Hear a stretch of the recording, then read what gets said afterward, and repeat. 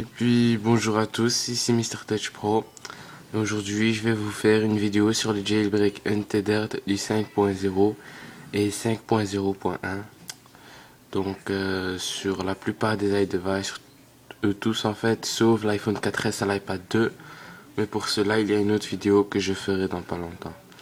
Donc aujourd'hui je filme avec mon iPod Touch 4ème génération. Et je suis muni de mon iPhone 4G. Donc voilà. Et puis, allons commencer. Donc, je vais vous faire télécharger donc le Red Snow, l'iOS, je pense pas que vous en ayez besoin. Tout sera juste en dessous ici. Donc voilà. iDevice.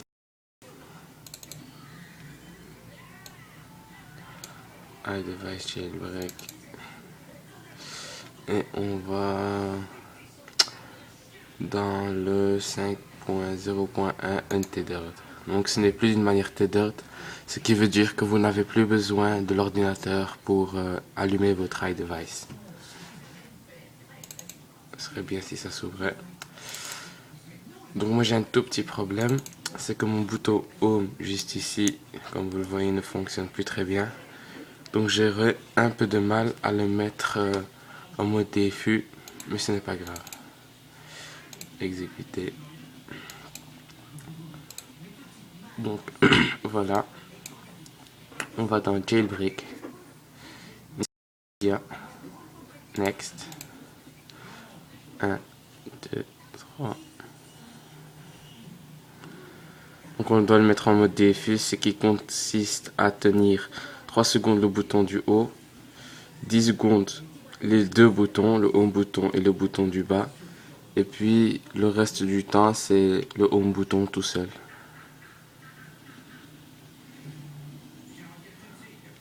Comme je vous l'ai dit, mon home bouton est mort, donc j'ai un peu de mal, mais apparemment ça a fonctionné, donc tant mieux.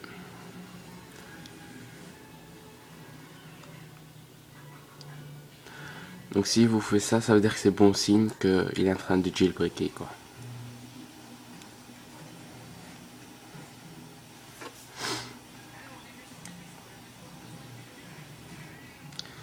On attend.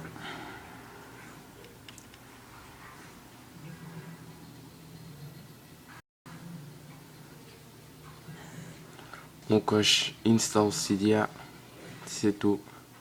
Pas besoin des autres. Next.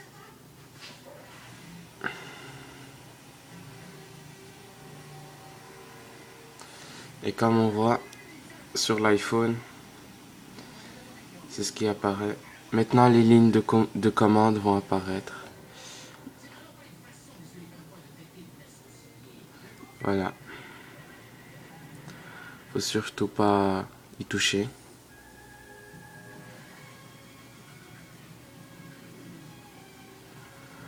On attend un peu.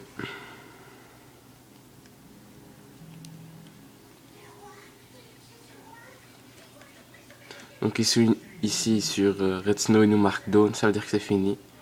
On peut appuyer sur Cancel, donc on en a fini. Maintenant tout va se passer sur notre iDevice.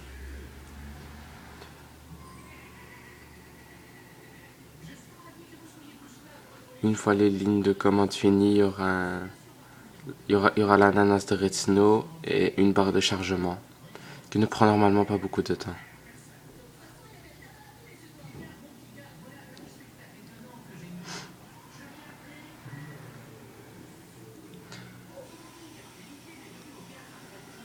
Voilà, comme je vous le disais.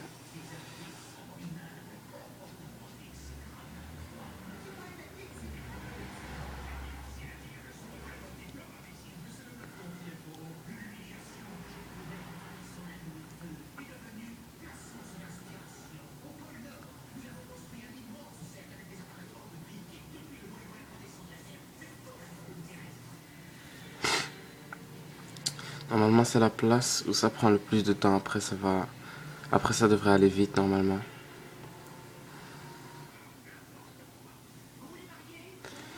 Donc une fois qu'il est jailbreaké, normalement sur un iPhone, ça ne change rien sur votre décimlocage. S'il est décimloqué ou quoi, ça ne devrait rien changer.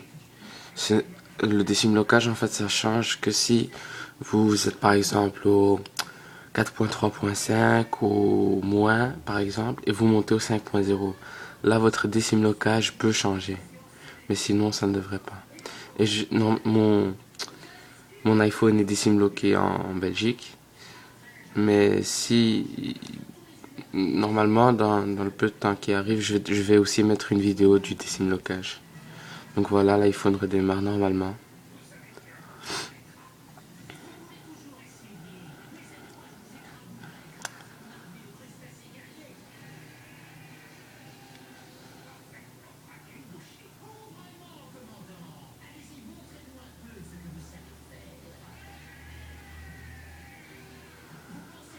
Et c'est normal que quand votre iPhone ou iDevice ou iPod, tout ça, quand il est jailbreaké, eh bien ça va prendre plus de temps à s'allumer, pas beaucoup, un tout petit peu plus de temps que quand il ne l'est pas, voilà.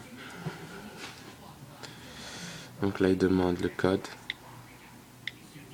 Donc comme vous le voyez, moi je ne l'ai pas restauré avant de jailbreaker, donc ce n'est pas la peine. On voit qu'il y a Cydia, on l'ouvre pour voir si tout fonctionne bien. Moi je suis un hacker. Mais vous mettez utilisateur. Ok.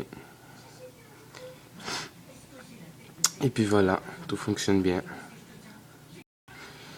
Donc voilà, c'était Mr Touch Pro. Pour toutes vos questions, vous pouvez commenter juste en bas. Et n'oubliez pas de vous abonner à ma chaîne YouTube ou aller sur mon Facebook, je mettrai le lien juste en dessous. Likez ma page, allez-y à fond et abonnez-vous. Merci à tous, c'était Mr Touch Pro.